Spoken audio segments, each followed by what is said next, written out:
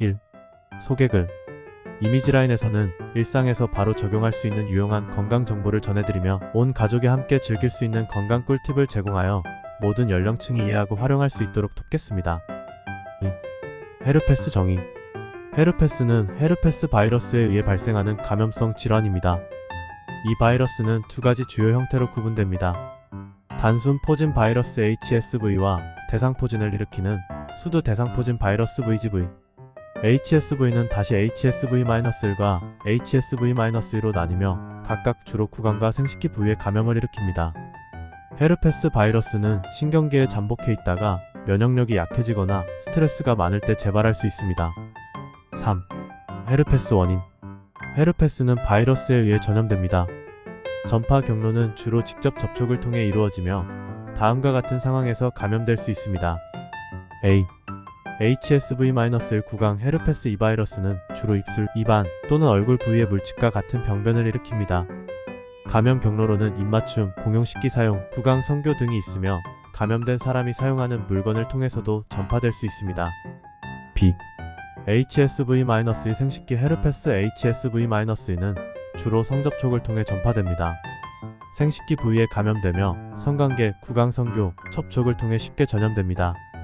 그러나 HSV-1도 생식기 부위에 감염을 일으킬 수 있습니다. C. 비활성화된 바이러스의 재발 헤르페스 바이러스는 신경계에 잠복해 있다가 면역력이 약해지거나 스트레스, 피로, 햇빛 노출 등의 요인으로 인해 재활성화될 수 있습니다. 이 경우 다시 병변을 일으킬 수 있으며 재발 시에도 다른 사람에게 전염될 수 있습니다. 4. 헤르페스 증상. 헤르페스는 감염 부위에 따라 증상이 다르게 나타납니다.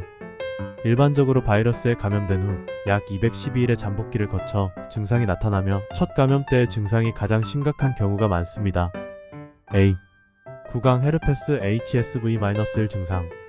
물집 및 궤양 입술, 잇몸, 입안, 목 등에 작은 물집이 생기고 이 물집이 터지면 궤양이 됩니다.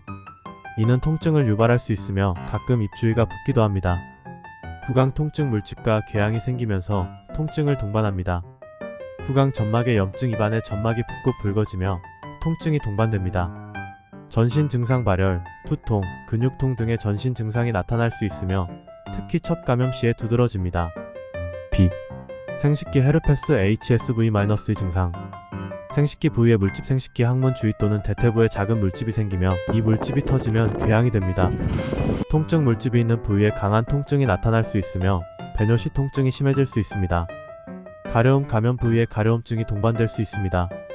배뇨 곤란 생식기 부위의 궤양이 배뇨를 어렵게 할 수 있습니다. 전신 증상 발열, 투통, 근육통, 림프절 부종 등의 전신 증상이 나타날 수 있으며 특히 첫 감염 시에 더 두드러집니다. C. 재발 증상. 헤르페스는 재발이 가능한 질환입니다. 첫 감염 후 바이러스가 신경절에 잠복해 있다가 면역력이 저하되거나 스트레스, 햇빛 노출 등의 요인으로 재발할 수 있습니다. 재발 시에는 물집이 처음 감염 때보다 작고 덜 심각하게 나타나는 경우가 많습니다. 재발 빈도는 개인에 따라 다르며 일부 사람들은 평생 몇 번밖에 재발하지 않지만 다른 사람들은 빈번하게 재발을 겪을 수 있습니다. 결론. 헤르페스는 단순 포진 바이러스에 의해 발생하는 감염성 질환으로 구강 또는 생식기 부위에 주로 발생합니다. 감염 초기에는 물집과 통증을 동반한 궤양이 나타나며 전신 증상도 동반될 수 있습니다. 바이러스는 신경계에 잠복해 있다가 특정 요인에 의해 재발할 수 있으며 재발 시에는 첫 감염보다 증상이 경미할 수 있습니다. 치료를 통해 증상 완화와 재발 빈도를 줄일 수 있지만 현재로서는 완치가 어려운 질환입니다. 예방을 위해서는 감염된 사람과의 접촉을 피하고 위생을 철저히 유지하는 것이 중요합니다. 6. 헤르페스 감염 예방법. A. 직접 접촉 피하기. 헤르페스는 주로 감염된 사람과의 직접 접촉을 통해 전파됩니다. 따라서 감염이 의심되거나 확인된 사람과의 신체 접촉, 특히 키스나 성관계를 피하는 것이 중요합니다. 구강 헤르페스 HSV-1와 생식기 헤르페스 HSV-2는 모두 피부와 점막을 통해 전염될 수 있으므로 주의가 필요합니다. B. 위생관리. 헤르페스 바이러스는 신체에 손상된 부위를 통해 쉽게 감염될 수 있습니다. 손을 자주 씻고 공용 물품 수건, 식기 면도기 등을 사용하지 않으며 개인 위생을 철저히 관리하는 것이 필요합니다. 특히 감염이 있는 부위에 손을 대지 않도록 하며 만약 만졌다면 반드시 손을 깨끗이 씻어야 합니다. 시 콘돔 사용. 성관계 시 콘돔을 사용함으로써 생식기 헤르페스 HSV-E의 전염 위험을 줄일 수 있습니다.